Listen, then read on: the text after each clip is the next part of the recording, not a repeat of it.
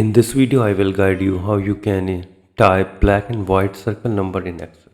For this, you need to go to the insert and on the right side, click on the symbols and click on the symbols again. In the font section, you need to select the normal text and in the subject, you need to select the currency symbols.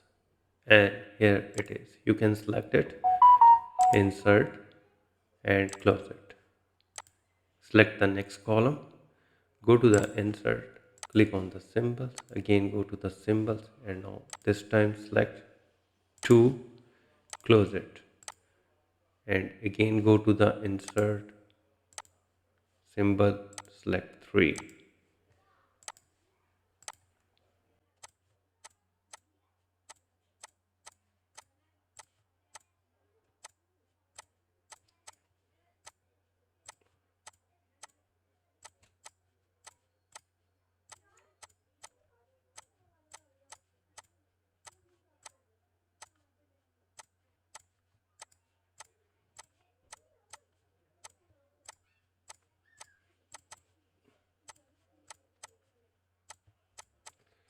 So with this way you can easily insert black and white circle number in Excel.